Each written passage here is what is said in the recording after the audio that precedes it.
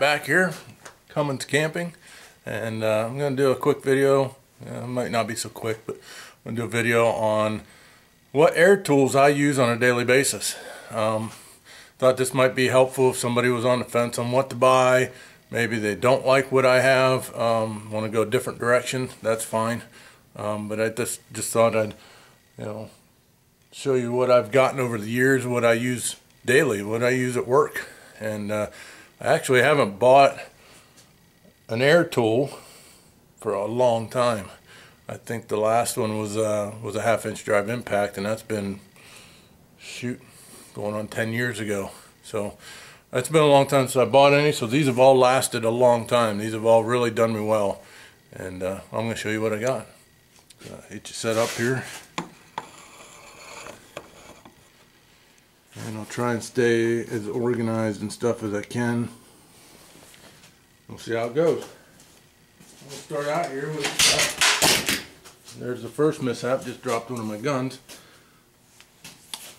Got the Blue Point air hacksaw. This thing works really well. It just, it's an air hacksaw. They tend to stall out. I never liked how they actually perform. I mean, they're good for light duty stuff.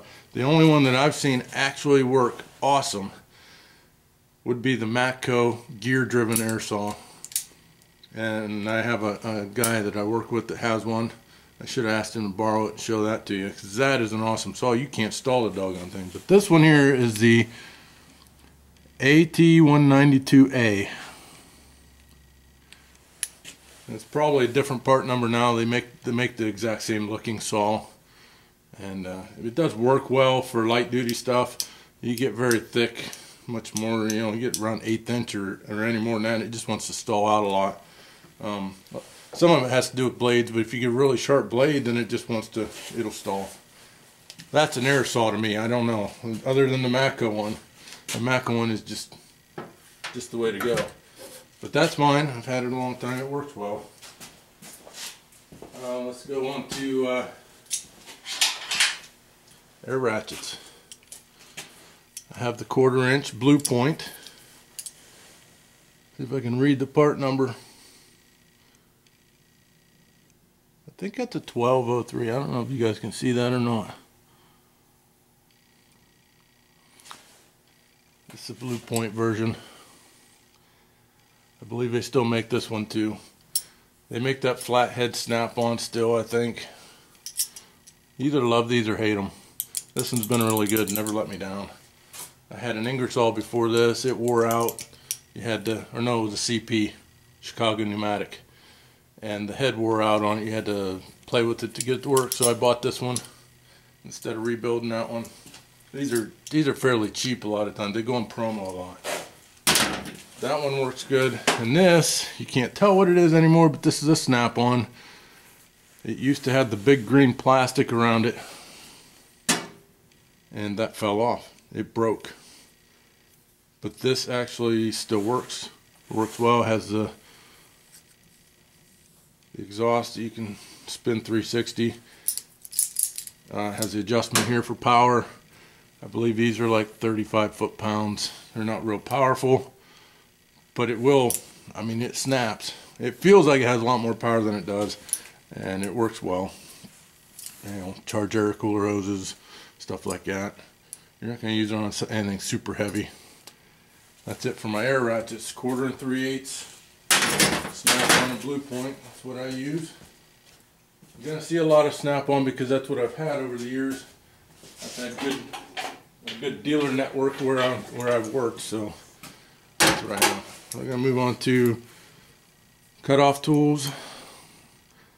This is a good one, and I'm going to say CutOff Tools and die grinders. You could buy darn near any brand you wanted and it's going to work good. This is an AT155 Blue Point. Don't do this, it's not recommended. I cut the guard off. I don't like the guard, but that's done at your own risk. Wear a face shield. I wear a face shield whenever I'm cutting. So that's the cutoff wheel. That thing's a beast. have a Blue Point. Sorry about that, you're on the hood of my truck. Die grinder, I couldn't tell you the part number. Use the crap out of it, so there's no number on it anymore. But if you look at Blue Point SnapOn, look it up online, they sell this exact one still. They're good. This is a Matco swivel. These swivels are just absolutely awesome on some stuff. On die grinders, they're the ticket. This one here, the Matco one's metal. Here's why I bought the Matco one. It's aluminum. And there's O-rings in here you can replace. They come apart, or you got a snap ring on them. It's just a side note, but this is the Blue Point version. I believe it's Blue Point. Yep. Here's the Blue Point version. It's plastic. And I haven't had a problem with it, but it doesn't come apart. If you have a problem with this, you throw it away, you buy another one. That's what I liked about the Matco version. I'm sure it's not the only one out there like that, but I liked it. And I had a Matco guy at the time. Okay, now we have, we'll move on to, oh, I forgot a grinder.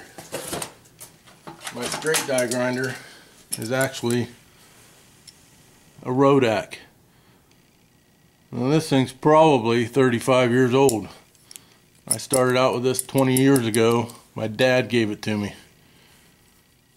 And he gave it to me in this little carrying case. And this thing works, doesn't have quite the power as the Blue Point, but it works every bit as good, never lets me down. This little cap keeps loosening up, tighten it up, shoot a little bit of oil in it.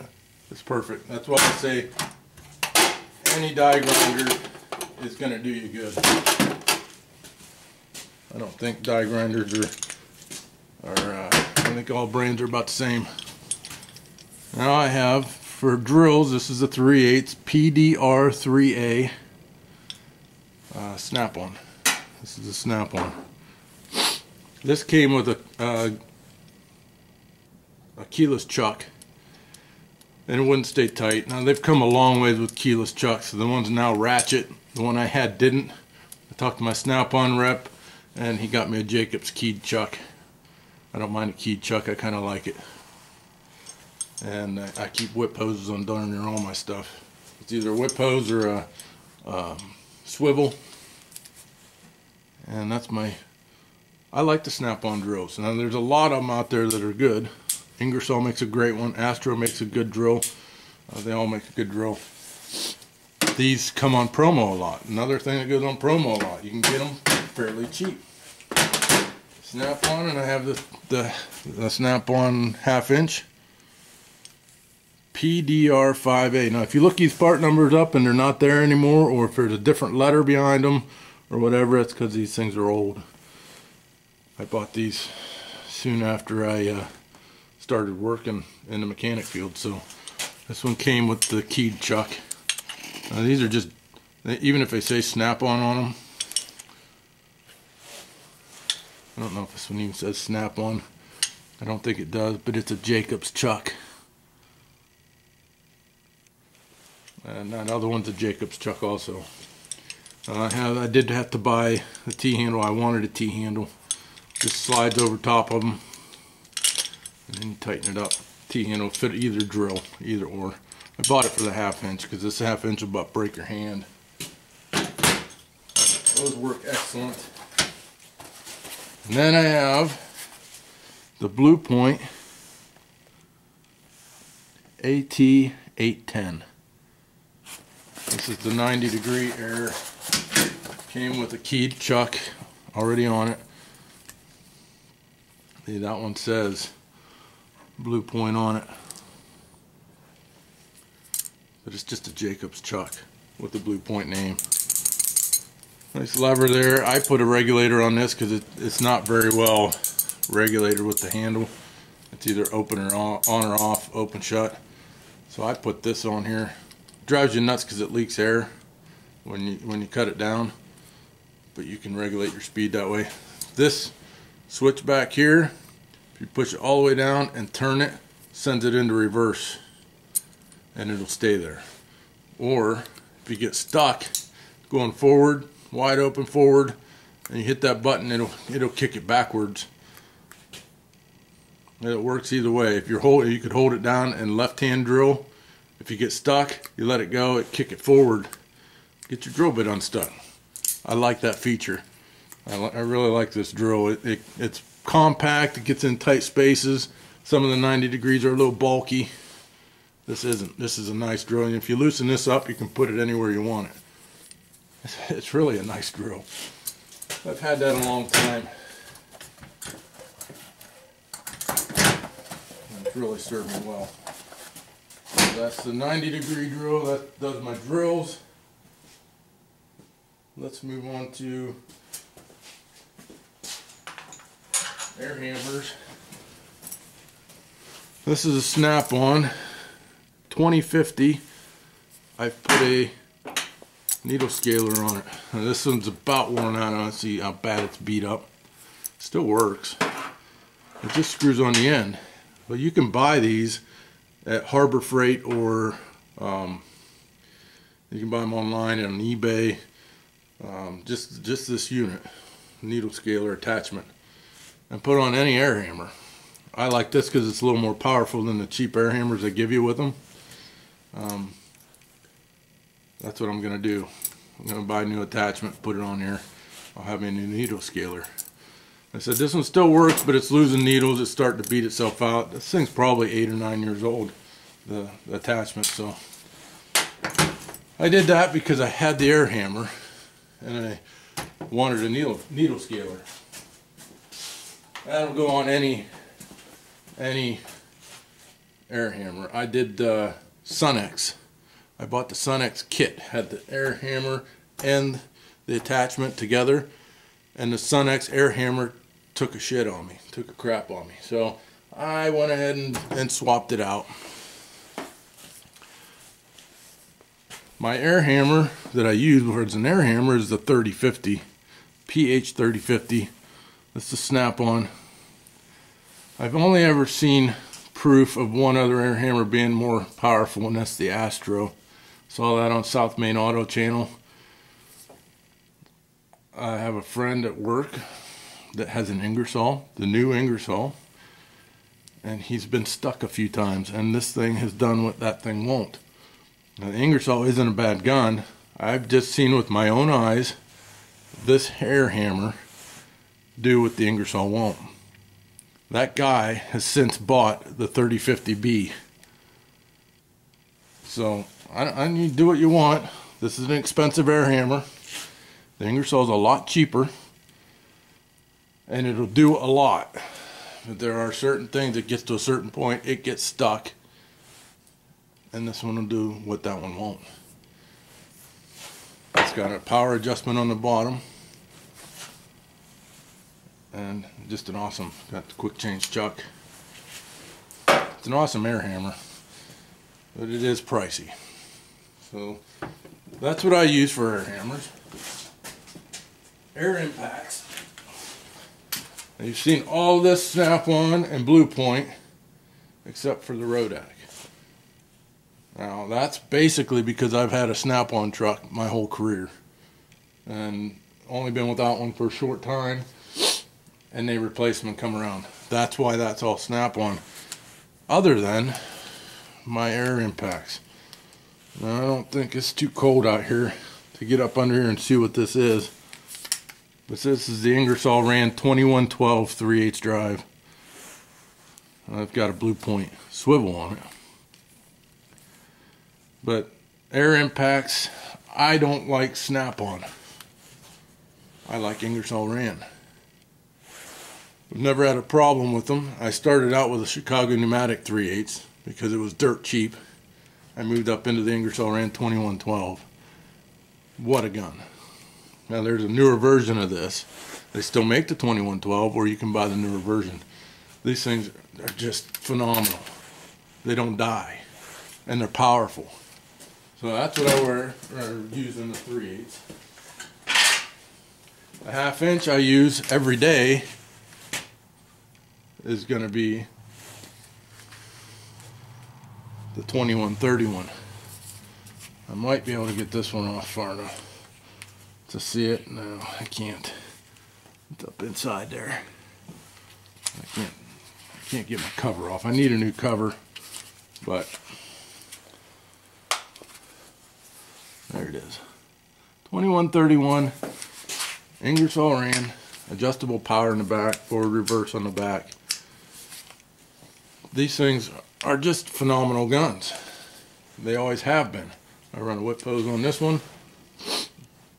This gun here, after probably 10 years of use or so, because I didn't start out with this gun, I had a 231 Ingersoll, which is the aluminum body. I loved that gun too. Bulletproof, was awesome. This gun here twisted the motor off. It's fine now. I replaced the motor. They come apart easy. They're easy to repair. That's another great thing about them. I do all my repairs myself. I can order parts from the truck. My SK dealer, he can get any part I want for these. But that one twisted the motor off, and to get me by, I bought the 2135, which is the same design, power levels here, forward reverse. It's just got the fancy racing number 9 cover because that's what he got me. And there you can see it darn near looks brand new underneath because I always keep them covered. But this gun is above and beyond what this gun is. The 2135 outperforms the 2131 by just a hair. It's a little bit lighter. The nose is just a shade more compact. It necks down just a little farther. Other than that, they're pretty close to the same. I run my whip hose. I keep this one at home so I don't destroy it. If anything ever happens to this gun, obviously I'll have to take it to work. But like I said, they're fully rebuildable unless the housing wears out. Well, this gun here, like I said, is over 10 years old. It's probably pushing 15 years old or more. Probably 15. There's probably 15 years in this one. This one here is probably 8 years old, 9 years old, but it doesn't get used that much. That goes in fast, and then in 3/4, I run the 261 3/4 Ingersoll Rand. And the worst thing about this gun, it is freaking heavy. And it's big and bulky. But what a beast. It works best with a 1/2-inch airline. I have 3/8 going to it right now. Because our 1/2-inch at work is so heavy and big to get out, I don't mess with it. This thing hits slow and hard. It just is what it is. I'd love to have the composite, but no tool dealer will give me any trade-in on this thing, so I'm stuck with it for now. These aren't cheap to buy, but they're not worth anything on trade. They're just a big gun. Big, heavy gun, and everybody's going to composites, so nobody wants it. Got forward and reverse back here, which now that it's cold, I can't even switch it. I hardly ever use the doggone thing. There it is. Even that switch is hard. Big gun, big power, but that's it. There you see my air tool collection. That's everything I use on a daily basis as far as air tools. So I hope this helps somebody. Either you like this stuff or you don't. Doesn't matter. Most of it doesn't matter at all what you go with. Most of it's going to perform about the same. SnapOn, Matco, Cornwell, and a lot of them are rebranded. As far as, Ingersoll makes a lot of guns for people. Chicago Pneumatic makes a lot of guns for people. Astro's got guns out there. I don't have the mini stubby 1/2-inch drive or 3/8 yet. I'm looking at getting an Ingersoll stubby just because I love the Ingersoll Rand brand. If any of these Snap-ons besides the Air Hammer took a crap, it would probably go to Ingersoll unless I got a deal on a Snap-on or a Blue Point. So that is what it is. And I thank everybody for watching. I thank everybody for subscribing. And we'll just watch out for the next video. Appreciate it. Everybody share, like, subscribe, give me some comments, tell me what you think, tell me what you use and what you have luck with. I like hearing it all. So we'll catch you in the next one.